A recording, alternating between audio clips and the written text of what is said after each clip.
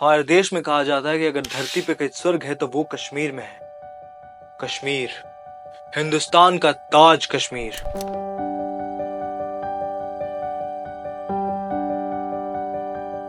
इसकी खूबसूरती को देखने के लिए लोग देश से ही नहीं, देश के बाहर से भी आते हैं।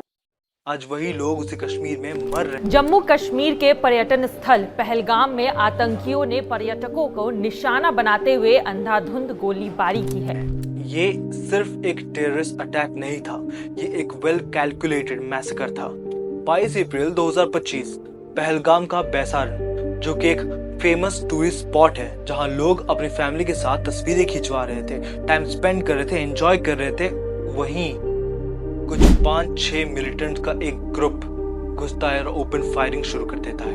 आई विटनेसेस की माने तो उन टूरिस्ट से ना उनकी जाति पूछी गई, ना भाषा, और ना ही पूछा गया कि वो किस पॉलिटिकल पार्टी को सपोर्ट करते हैं। सिर्फ एक सवाल पूछा गया, क्या वो हिंदू हैं? यहाँ पे उसने बोला कि ये शायद मुस्लिम नहीं है, उसने उसको गोली मार दी। नहीं। और जब जवाब नहीं मिला तो उनकी आईडीज चेक की गई। जब आईडीज नहीं थे तो जबरदस्ती पैंट उतरवा के चेक किया गया। और जब उन्हें जवाब मिल गया तो उन टूरिस्ट को उनकी फैमिली के सामने ही गोली मार दी गई। अंगीर तो यार बिहारियां पे छजुल दे यार तुम मौत ही कश्मीर की है। उनकी फैमिली से सिर्फ एक ही चीज कही गई कि मोदी को बोल देना। तूने मेरे पति को मारा, मेरे सन में भी बोला तो उसने हमें नहीं मारा, उसने बोला मोदी को बोलो।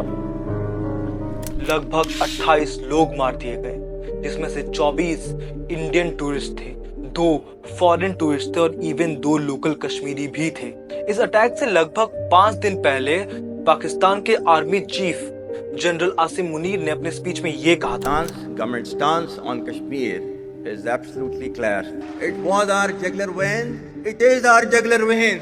We will not forget it, and we will not leave our Kashmiri brethren in their heroic struggle, what they are waging against the Indian occupation.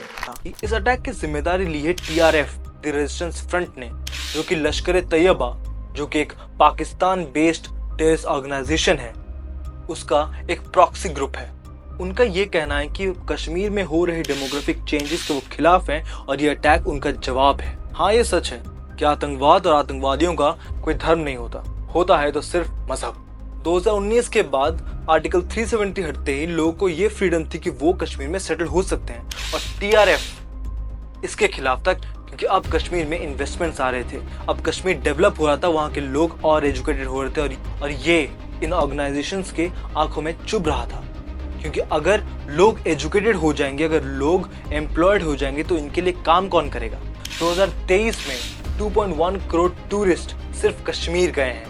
यही आंकड़ा 2024 में 2.5 करोड़ तक पहुंच जाता है, जो कि वहां के इकोनॉमी को बूस्ट करता है, local businesses, local vendors, local shopkeepers को और एनकरेज और प्रॉफिट देता है। प्राइम मिनिस्टर नरेंद्र मोदी ने भी इस हमले के खिलाफ ट्वीट करते हुए कहा कि इसका सही जवाब दिया जाएगा।